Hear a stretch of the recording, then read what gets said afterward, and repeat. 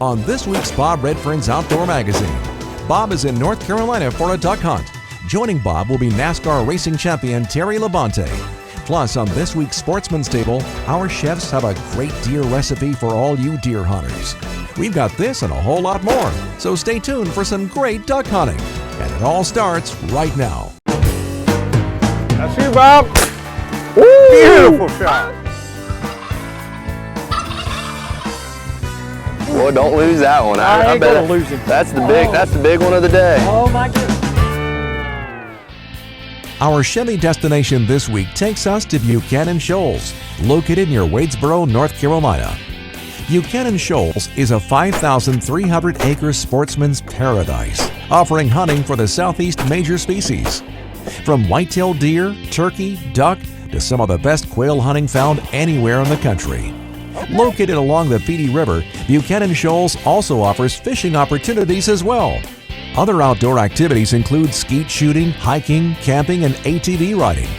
If you would like more information on Buchanan Shoals and all they have to offer, visit them online at buchananshoals.com. And for your next outdoor adventure, be sure you're getting there in a new Chevy Silverado. Visit Chevy.com for more information. Ducks.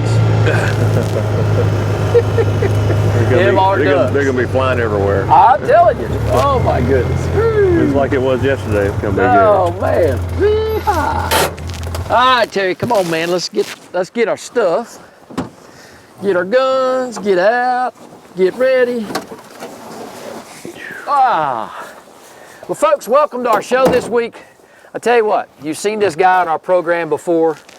None other than legendary NASCAR champion Terry Labonte. And you know, Terry, I tell you, now the last time I had you down here, we were popping some quail, okay? We were, that's right. This time, folks, we're gonna go out and we're gonna see if we can't down a mallard or two. It's duck season here, Buchanan Shoals up in North Carolina. We're not very far from Terry's home, not very far from the racetrack either. We're not far, yeah. It's a great location here, so it ought to be a good afternoon. Now listen, do you get to hunt ducks that often? No, I don't. This is probably only about the third time I've ever gone duck hunting. So. You know, it's awesome. I tell you, I just love it. I don't get to do it very often either. It ought to be good. The weather's good. I think there's a lot of ducks down here, so yeah. I'm looking forward to it. Well, I know they move very quick, so I just don't want you. Are they quicker than quail? Yeah, okay. Nah, well, maybe. Well, they're bigger though. Now listen, are you going to run Daytona this year? Yeah, I am. Yes, I am. Yeah. How many races do you usually do? Well, right now I'm planning on running 4 this year. That's probably about all. I don't know if we'll add any to the schedule or not, but we're going to run Daytona and Talladega. Well, listen, I really appreciate you being on our show this week. And hey, folks, listen, NASCAR champion Terry Labonte right here in the duck blind with Bob Redfern. Listen, on this week's show, man, we just got some great action for you, great recipe in the kitchen. It's just going to be great. Now, got to get our gear. Let's head on down. Let's go. All right, man. Woohoo!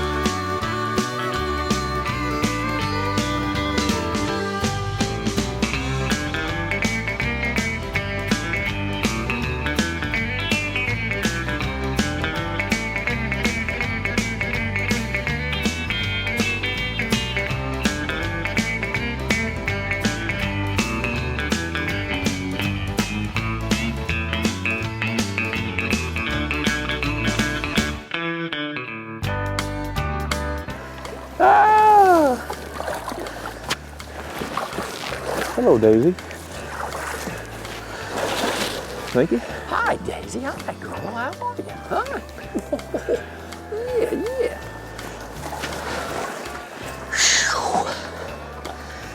All right. Duck hunting, folks, right here. Terry Labonte.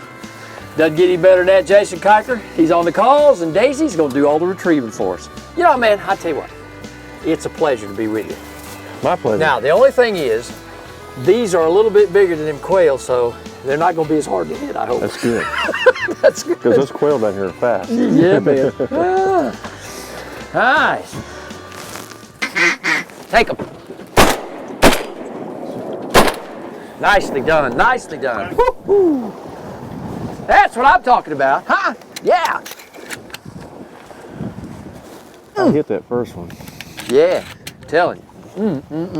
But he kind of, you know what it was, Terry? It was the mojo duck. It was the mojo. It was the mojo. That's what brought him in here? Yeah.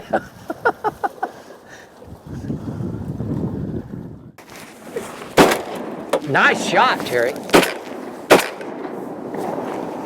Nice shot, Terry. Woo! No, that deserves a pump on that one, man. That was a good shot. Wow. That was a great shot. That was a great shot. That's my partner right there, Terry Labonte, huh? I'm telling you, that's my partner.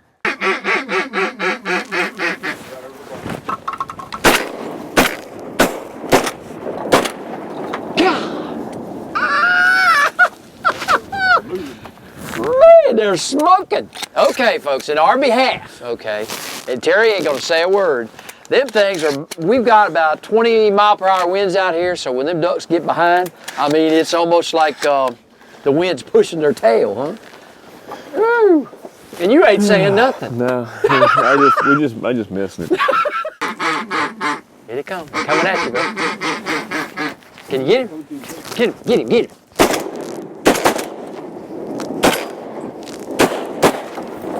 There we go. All right, 1 out of 2 ain't bad. Yeah, he's down. Woo! Let me tell you something. He was right in the sun. They didn't know what they were going to do. No, I know. He was right in the sun. Yeah, right there. Yeah, I know. Here's another one. Every good duck hunter's got to have an excuse. Yeah. Well, I picked that up on my other duck hunt. Yeah. So. You picked up some tips. Yeah.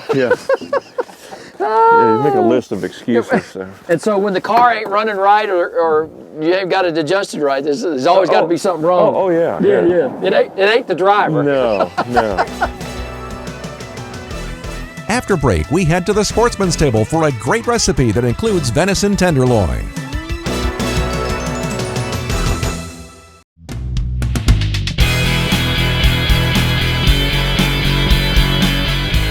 The Sportsman's Table, brought to you by the South Carolina Department of Agriculture. By South Carolina, nothing's fresher, nothing's finer. Folks, my guest today is Chef Kathleen Hassett. She is a professor here at Horry Georgetown Technical College.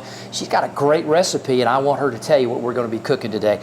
Kathleen, thanks for being a guest. This is awesome. What do we got? Thanks, Bob. We're going to go ahead and have a beautiful roast venison loin here. Oh, wow. We're going to season this with some sea salt, some marjoram, oregano, and black pepper. Wow. I put it into a spice grinder, and Okay. from there I'm going to go ahead and season it up. Get it seasoned all nicely on all of the sides. And then from there we're going to go ahead and sear this off in our pan. We've got some olive oil in our pan. We want a really nice hot pan so you get a really nice sear on the product. Okay. Now, how long is that going to have to take, basically, to sear? It'll take anywhere up to 4 to 5 minutes to go ahead and sear off all of the sides. You want a nice, good, dark coloration on the finished product. Now, if someone wants to substitute venison, what else can they put in for this recipe? They could do a small little beef roast. The pork tenderloin does beautifully in this particular application. Great. That's a great cut of venison right there. It's gorgeous. Yeah, it is. Well, folks, listen, if you'd like to reach out to grab the recipe, it'll be posted on bobredfern.com, and Kathleen's going to have it up there soon, and this is going to be awesome, I tell you. It smells great already. Okay, Bob, it's beautifully seared now on all of our sides. We're going to go ahead and take this out. It's going to get an additional seasoning of some nice, beautiful chopped garlic. Oh, yeah. We have some thyme and also rosemary that we're going to put on there. Just kind of work that into the meat a little bit. Got it all on all the sides. We've got some strips of bacon. We're going to wrap this in the bacon. This acts as a barding for the venison that is nice and lean to begin with. And it smells great, folks. I know you can't smell it, but when you cook it at home, it will be awesome. Okay, so we've got it all nicely wrapped with the bacon. From here, we're going to go ahead and transfer this to our thinly sliced onion tray. And from there, we're going to go ahead and put it into our oven and cook it. Oh, wow. That's easy. Yeah, very simple. Yeah, there you go. Okay, Kathleen, we're cooking our venison. What's next? Okay, so I'm going to go ahead and show you how to do the roasted vegetables. Okay. We're going to go ahead and have some olive oil. All right. And some kosher salt. Gotcha. Our oregano, rosemary, and thyme. Some nice, pretty colorful herbs. Mix that together. And then from there, we're just going to toss in our small diced Now, vegetables. this is carrots, tomatoes. We got carrots, red peppers, zucchini, Oh, and wow. there's also some fennel in there as well. Oh, wow. You can do any number of vegetables, whatever color you'd like to use in your Okay. mixture. And next? Okay, and then from here, we're just going to go ahead and put this into our baking dish. Yeah. Well, You want a ea- nice low-sided baking dish when doing this so you can get some nice color onto your vegetables. That's easy enough. Oh, absolutely. Okay, Bob, we're ready to go ahead and plate up the venison. Oh, wow. Okay. That is awesome. So we're Look going at to that. get a beautiful angled cut. It's got a nice pink center to it. Yeah, nice and done, not overdone. Still want to keep the nice moisture in the product. And folks, if you could only smell what we're seeing, it is awesome. All right. Okay, so then I'm going to go ahead and I'm going to place this onto our plate over here. Now you've also added some potatoes here. Tell those folks, Yes. that's part of the recipe. Absolutely. We Yeah. have some beautiful au gratin thyme Swiss potatoes. These are thinly sliced potatoes that we've gone and shingled in with some salt and pepper. Nice and thin because we've got a Napoleon here, which has layers of the potatoes, the roasted vegetables, and then also some more roasted vegetables on top. Wow. Our nice shingled pieces of venison added to there. And then I'm going to finish it off with a little bit of a fresh olive oil and fresh fennel tops to add a beautiful green color to the top Wow. presentation. That you grow in your own garden. I That's do, awesome. absolutely. Well, Kathleen, thank you so much for being our guest. And folks, if you'd like to become a chef just like Kathleen, log on to the website down here at Horry Georgetown Technical College at hgtc.edu. And remember, nothing's fresher, nothing's finer until it's certified South Carolina. Log on to certifiedscgrown.com and see for yourself. If you would like to have this recipe and others featured on this program, visit our website at www.bobredfern.com.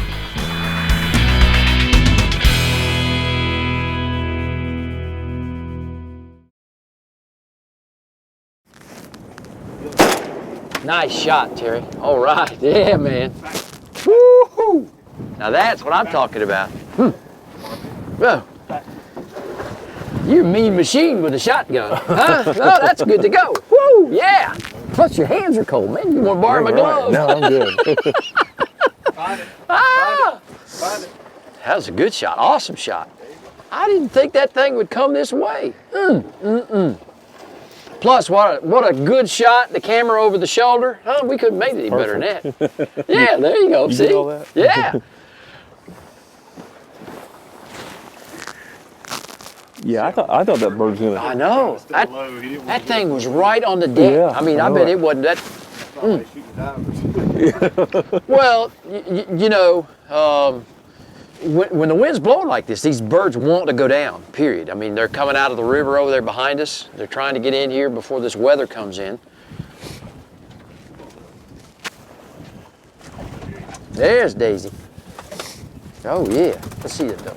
Yeah. Oh, nice. Nice Drake mallard. Yeah. There we go.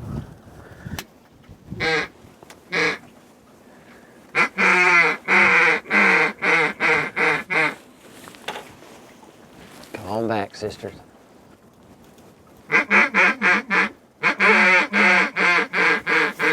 You ready?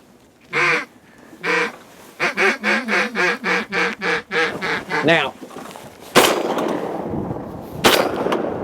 Good, Got him. Right there. good shot, Bob. Yeah, coming back around. Coming back around. Gonna get reloaded, Terry. Get him. Take him, Terry.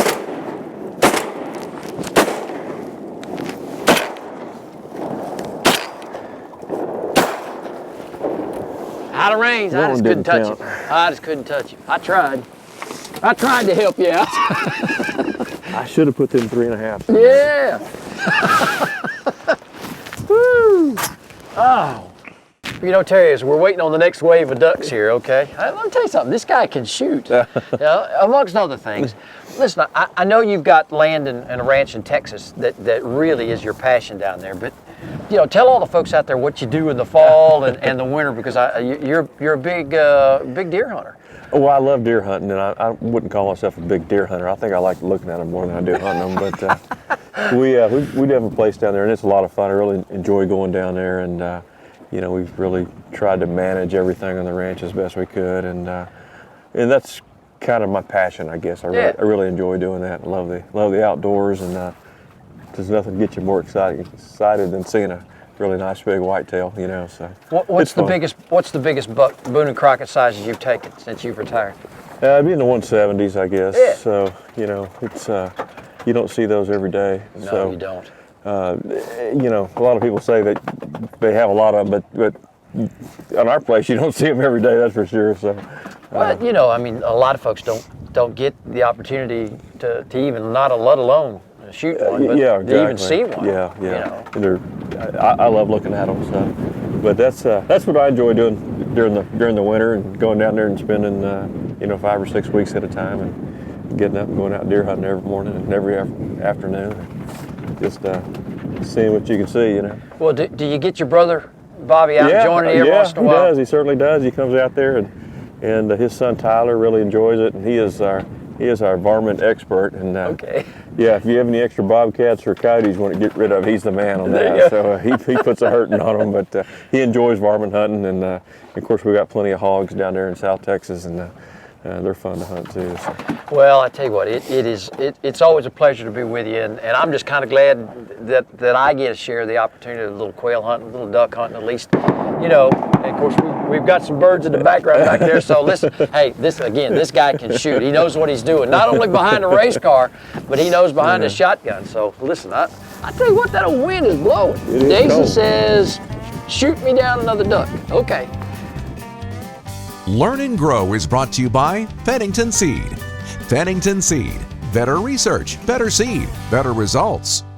Folks, joining me today is Forester Rodney Chandler with the American Forest Management Company, and we're going to be talking about timber practices and good management practices here on our Learn and Grow segment today. And Rodney, it's very, very important as a management company and as a forester that you guys provide advice not only to the folks that you manage property for, but also to landowners. How important is it to manage timber?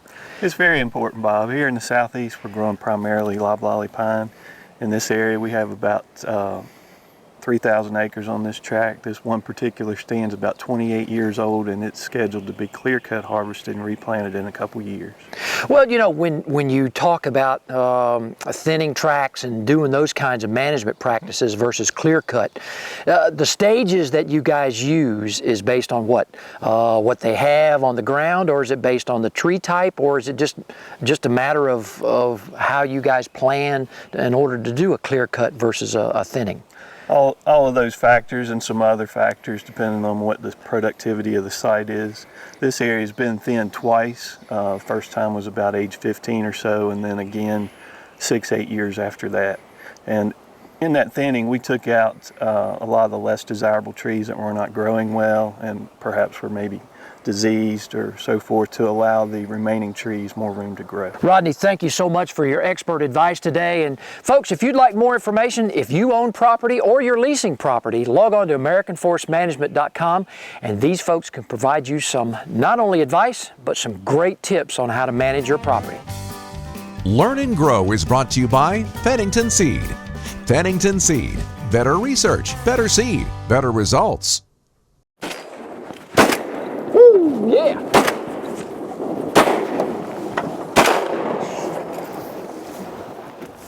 Yeah, he's down there. All right. I think I wounded him. I think you did. You did. Yeah. All right. Woohoo! Yeah, man. There's still too high right there. We get reloaded.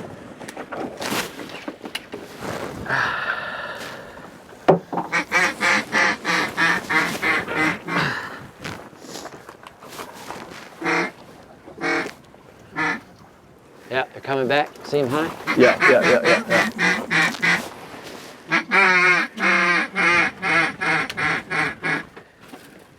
Is Daisy back? Oh, Daisy's back. That's the one I just got. Yeah. Nice. Nice straight mountain there. All right. You know, the power of 20 gauge. You know, Terry, I'm not a wimp, but let me tell you something. I went to this new Winchester SX3 Waterfowl 20. Man, it's good on the shoulder.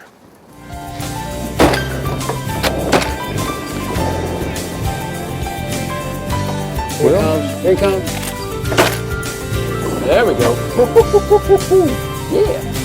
Woo. That kind of slowed him in his tracks, Terry.